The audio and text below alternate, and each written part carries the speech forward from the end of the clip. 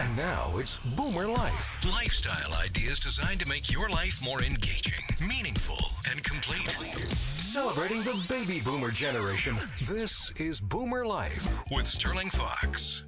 Well, hello and welcome to Boomer Life. And on the program today, we're talking retirement living with the folks from Revera Retirement Living. Always a pleasure to welcome Lydia Miller to the program. Hey, Lydia Sterling. is the Regional Director of Sales for British Columbia for Revera and all of their 9 communities around the province.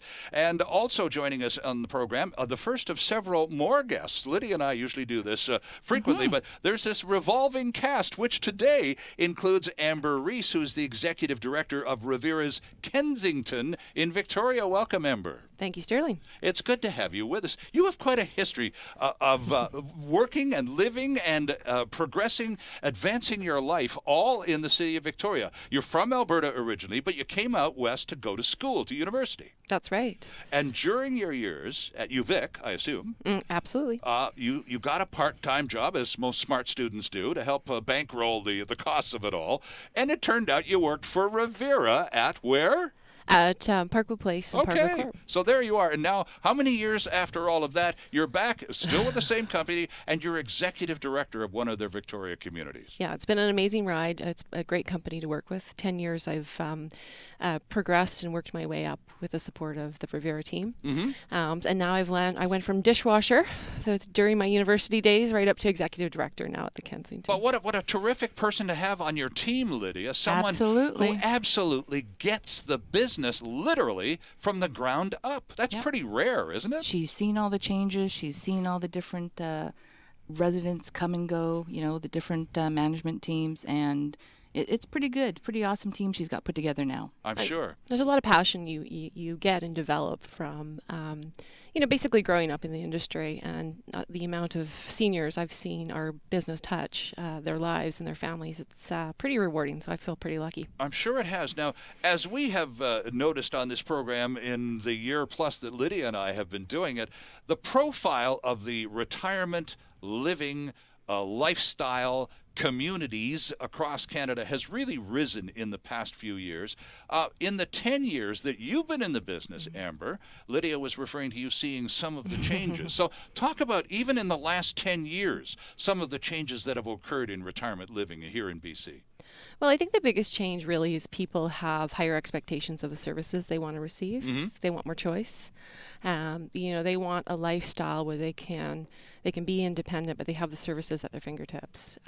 So we've had to really work hard to innovate and make sure that our service levels meet our customers' expectations. Right. And Lydia, part of the reason that the profile has literally become increased countrywide is because of the competition in the industry and the fact that there is an awareness now that this lifestyle option is very vibrant, coast to coast in Canada.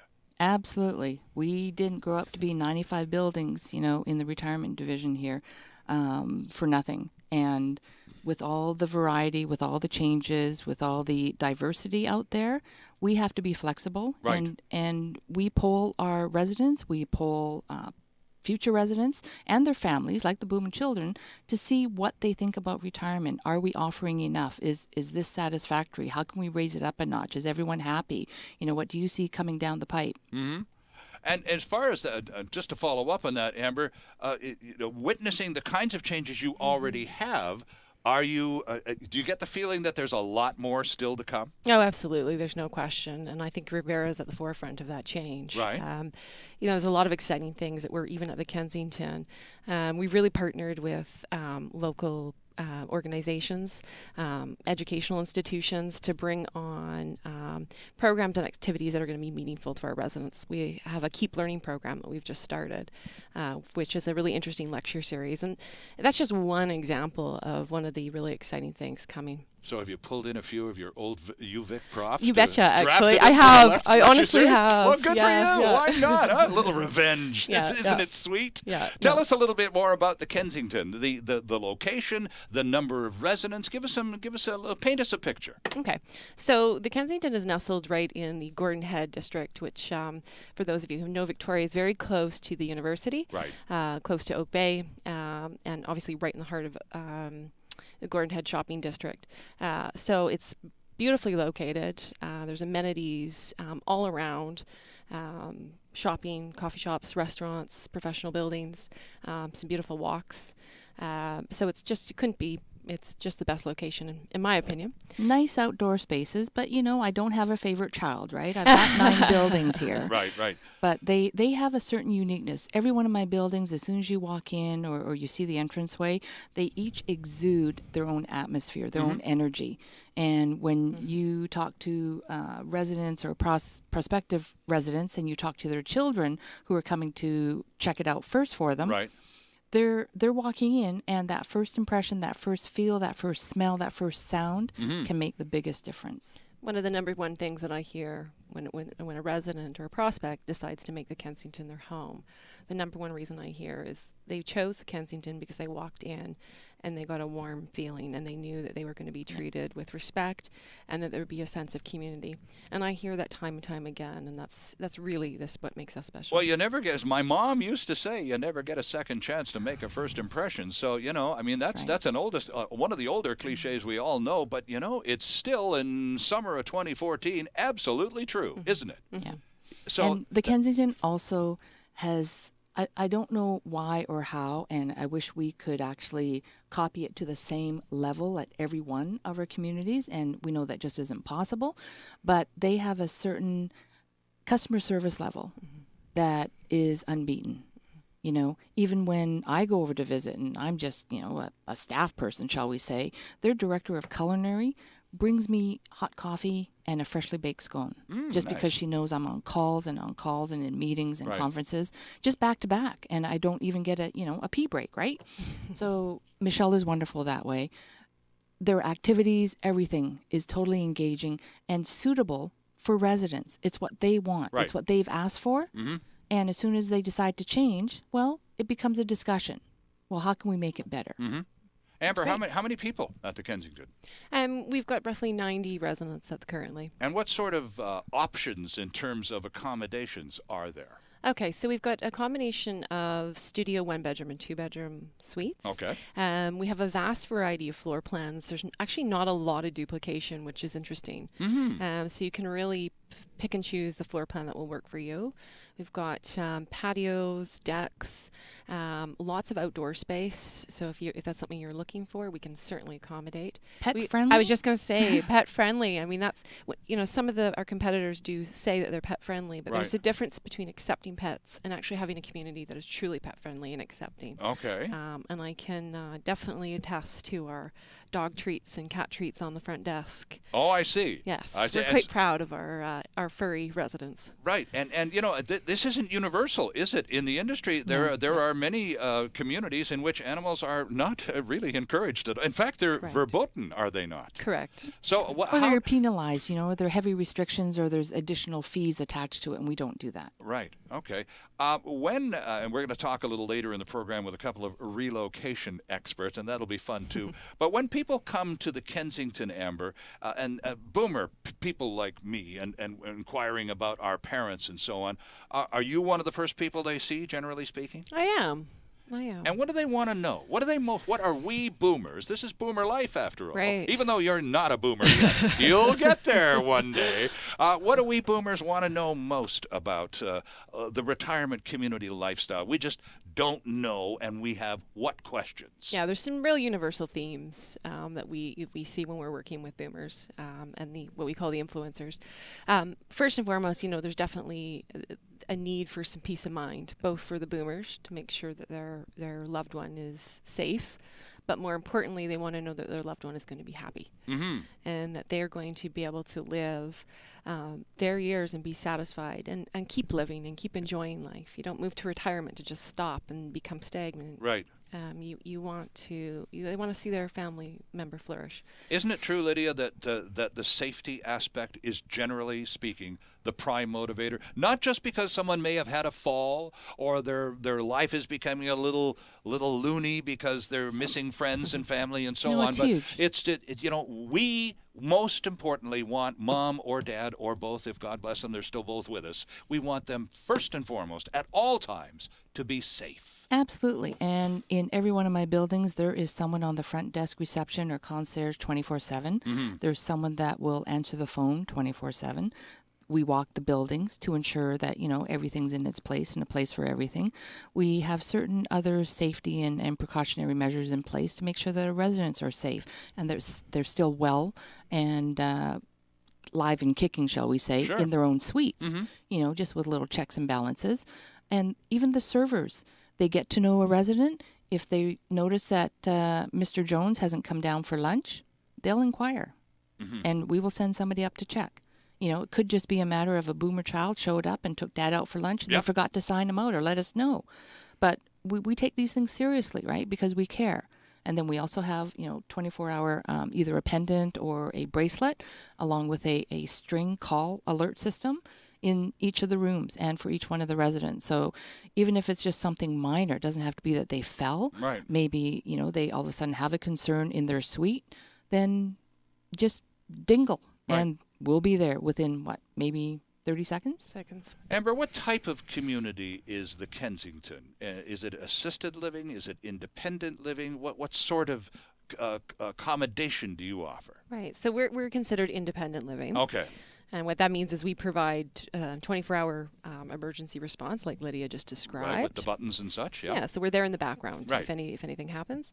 And we provide meals and housekeeping services, and obviously the overall sense of community as well. The activities, on a daily basis, and then outings to keep Planned them, excursions. to keep them energetic and socialize and help them maintain their freedom of independence. I suppose that's one thing that, and when you are speaking with those inquisitive boomers who come to the Kensington and want to know, well, what it would be like for mom or dad to live here? What's this place all about? When we sit across the desk from you and ask you these questions, is the concern, Amber, more economics or other life issues? I think you're going to see other life issues, really. I mean, boomers are always forced with this feeling of, on one hand, they need to help their loved one make the decision. They need to make sure they're safe. Right. But there's also a bit of a feeling of guilt. Oh, no question. Right? I no mean, question. We hear that a lot. Yep.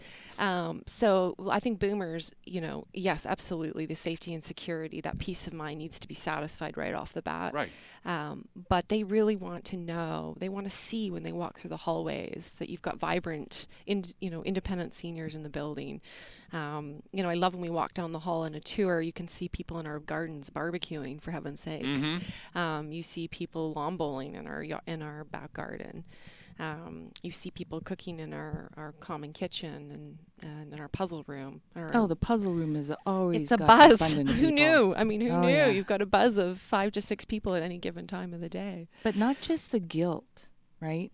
Don't get to the point, and I'm talking to the boomer children now, the adult children. And the guilt comes from the very simple basic thing is, it's my mom. She raised me. She has given me everything she could possibly do. She's been responsible for me for most of her grown-up life. And I should take care of her now. And now it's my turn. Mom's kind of just not able to keep up with the pace that she's maintained for her entire life. So I got to step in and help move things along. Yeah. And if I can't, if I'm too busy, if I live out of province, all of these details, I mean, my gosh, sometimes boomers are just suffused with guilt. A lot of emotions in your office, I'll bet you, Amber. Absolutely. And I think we're seeing more, we're seeing more and more of that sandwich, what we've coined the sandwich. The sandwich generation. The sandwich generation. Absolutely. Just even the last 2 months, I've seen an increase of that scenario. Well, the boomers have our senior parents, whom we love and care for deeply, but at the same time, a lot of us are still working. We have grown children going through university or hopefully entering the workforce on their own. And yeah, we're in the middle of the sandwich, just trying to do right by everybody and still have a life of our own and make a buck. But unless the boomer is working with seniors or mature adults, they they don't know how their life and physical being changes Right. and how it matures to deal with some of these stuff that we are expert in dealing with. All we know is that it doesn't feel right anymore. There are parts of mom's life or dad's life that are missing or incomplete, and it's got to change. And they need solutions, and Right. that's really what we're here for: is to fill that gap and find solutions for the individual senior who. But I had an example a couple of weeks ago where, when I was mentioning, don't just have those children that feed off the guilt, but then you have the other side of the spectrum too, where they're to the point now they're so frustrated they don't know what to do, Right. and they show up in a huff. Right? It's like, don't talk to me, don't ask me questions. I just got to get dad in here now. Right. It's like, really?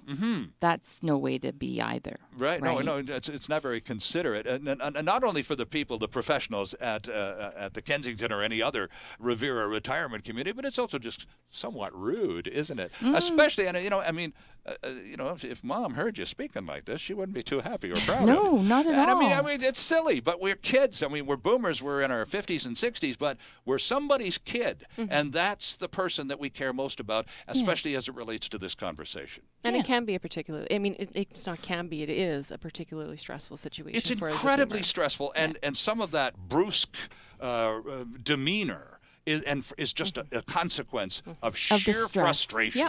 I'm so wound up. I'm just trying to do the right thing, and I got too much information or too little information, and I'm still trying to make a good decision. So that's where you jump in. Absolutely, and that's where when you talk about the stress and the emotions in the office, I mean, we have a whole station set up so that if tears come through, we're prepared, and we listen to the boomers, because it's typically the boomers that are going through, the most visible stress. Right. So we listen to what's not working at home for their loved one, what's not working for the boomer, because often they're picking up the pieces for their parents. Or in many cases, mom lives with them. And she's got that mother-in-law suite downstairs. I mean, it wasn't built by accident, and now she's there. But the quality, even in the house with us able to be so close, her quality of life is not the same. No. She could be a built-in babysitter or a housekeeper or a cook, but why put mom through that now? Right? It's like, yes, it might be convenient, but mom's quality of life may not be there. And that affects everyone. There's a ripple effect through the entire family, from the senior to the boomer kids to the grandkids, and possibly even the great-grandkids. Nobody's happy, especially if grandma is unhappy. And some of them do it because of guilt. Sure. Right? We move mom in. It's easier. Do you have trial stays at the Kensington? We sure do. There's a couple of parameters around there, but we have a lovely hotel suite that is reserved for our residents' guests, and we can possibly arrange a trial stay, and that gives a nice taste of what retirement living is all about. 2 weeks or more is usually the norm. Yeah, to get a full flavor of the community, the activities, the residents, because it ebbs and flows, and there's different things every day or days of the week. Well, especially if you're somewhat reluctant, and I would imagine that more than a few of our senior parents show up in your office. They're kind of kicking and screaming, Amber. They're not real happy to be there. So all the more reason to connect them through a trial stay, to at least give a taste of what it could be like, right? They call it the test drive. Right. Yeah, and don't be afraid to go check out the competition either. Right? We want you to see what you're getting and the difference that you can get at Revera. We're talking retirement living on this episode of Boomer Life with our guests from Revera Retirement Living. Lydia Miller is Regional Director of Sales for British Columbia. And from the Kensington in Victoria, Executive Director Amber Reese is also with us. We are about to expand our conversation with two more guests who are about to show up after we take this quick break on AM 650. Canada's only weekly radio show dedicated to the baby boomer lifestyle. This is Boomer Life on AM 650.